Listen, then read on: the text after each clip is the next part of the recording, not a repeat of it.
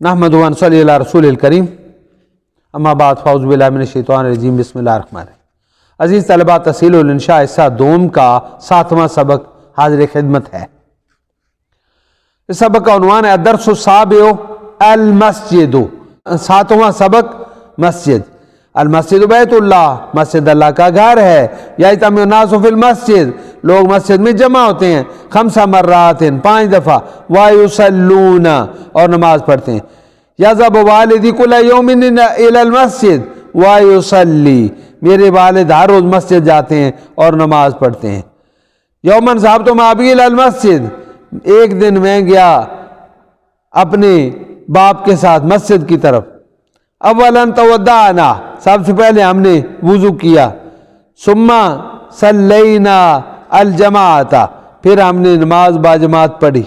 یشتمل المسجد علی غرفۃ کبیرہ، مسجد ایک بہت بڑے ہال پر مشتمل ہے۔ وساحۃ واسعہ، اور کھلے میدان پر۔ ولہا قبۃ ومیزانتان، اس مسجد کا گنبد بھی بنا ہوا ہے اور 2 مینار بھی ہیں۔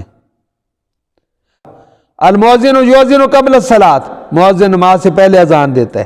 الناس یسمعون الاذان، لوگ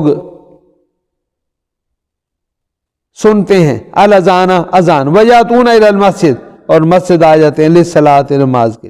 والامام یصلی بہم، امام ان کو نماز پڑھاتا ہے، نمازیں پڑھاتا ہے۔ بعد صلاۃ الفجر، نماز فجر کے بعد۔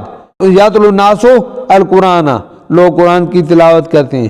وَيَتَعَلَّمُهُ الْأَطْفَالُ، اور اطفال بھی اسے سیکھتے ہیں، اطفال بھی اسے سیکھتے ہیں۔ اس کے ساتھ ہی آج کا سبق مکمل ہوتا ہے۔ والسلام علیکم ورحمۃ اللہ وبرکاتہ۔